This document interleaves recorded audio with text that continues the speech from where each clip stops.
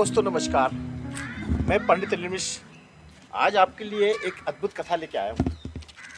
हमने अक्सर सुना है कि जो बड़े बड़े मठ रहते हैं उन मठों में बहुत चढ़ावा आता है, बहुत लोग दर्शन करने आते हैं, दर्शनार्थी बहुत रहते हैं। और वो जो चढ़ावा रहता है उस जो जो भोग आता है उस भेद भोग को जिसका कि नियम ये होना चाहिए कि वो जन जन में बटे, वैसा बटता नहीं है। अब वो उनके जो बड़े मठ के जो कर्मचारी हैं, बहुत ज़्यादा जो काफ़ी कर्मचारी होते हैं सैकड़ों, वो आपस में इसको बांट लेते हैं। तो मैं इसके ऊपर से एक बड़ी अद्भुत कथा लेके आया हूँ उन कर्मचारियों के लिए। उनके लिए एक संदेश छुपा है इसमें। एक बहुत बड़ा मठ था और उस मठ के जो महंत थे वो लक्ष्मी नारायण के अनन्य भक्त थे। लक्ष्मी नारायण जी का अनन्य एक बहुत बड़ा मंदिर था वहाँ पर, और उस मठ में सैकड़ों कर्मचारी काम करते थे। और उस मठ में सुबह शाम पूजा अर्चना के साथ में कर्मचारियों की बाकायदा गिनतियाँ हुआ करती थी। उसके बाद बड़ी आरती होती थी। वहाँ पर बड़े बड़े लोग, भक्त लोग आते थे और अपनी व्यथा कथा भगवान के सामने अर्पित करते थे। एक दिन की बात है कि एक बड़ा व्यापारी आया। उस व्यापारी ने 56 भोग वहाँ चढ़ाए और खूब भगवान के सामने मन ही मन गिड़गिड़ाया। और वो रोता रोता उस व्यापारी वहाँ से वो गया। और जैसे ही वो गया तो वहाँ के जो महंत थे, जो कि त्रिकालदर्शी जैसे थे, उन्होंने ये घोषणा करी कि ये जो 56 भोग है ये कोई खाएगा नहीं, उसको सिर्फ एक एक चुटकी प्रसाद लेना है इसमें से, और ये पूरे नगर में ये 56 भोग बचना चाहिए। ये उनकी घोषणा थी। तो जैसे कि हर जगह होता है कि कुछ जो चालाक सेवक रहते हैं, उनमें से एक चालाक सेवक ने कहा भगवान इतना बड़ा भोग चढ़ा है, ये कोई बार बार आता इतना स्वादिष्ट भोग।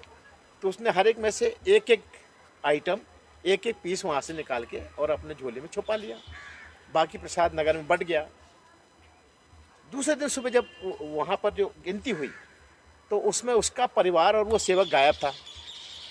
महंत जी ने तुरंत लोगों को आज्ञा दी कि जाओ, वो बीमार पड़ा हुआ है, वो मरने वाला है, उसको तुरंत आप हॉस्पिटलाइजेशन करिए उसका। लोग बाग उसको अस्पताल लेके गए क्योंकि सारे लोग मरनासन पड़े थे। महंत जी ने वहाँ बताया लोगों को कि बेटा मैं जो कहता हूँ उसके पीछे आधार था। ये जो व्यापारी आया इसका बेटा असाध्य रोग से ग्रसित था।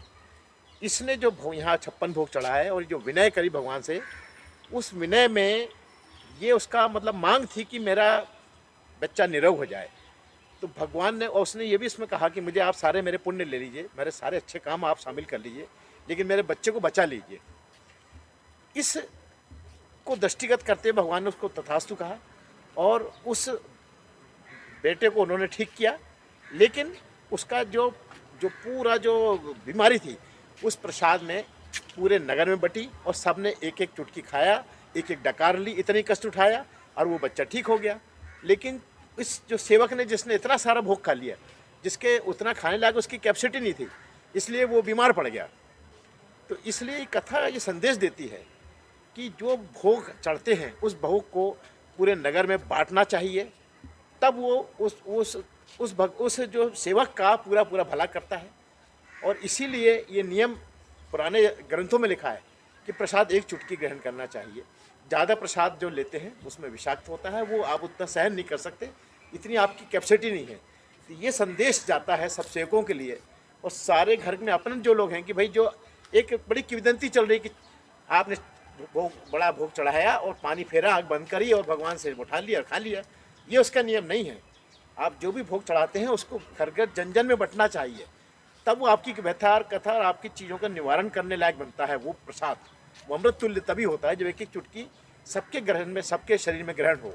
तो ये इसका संदेश है। मैं ऐसी और अच्छी कथा आपके सामने लाऊंगा। राष्ट्रीय कच्चर के लिए पंडित अनिल मिश्र।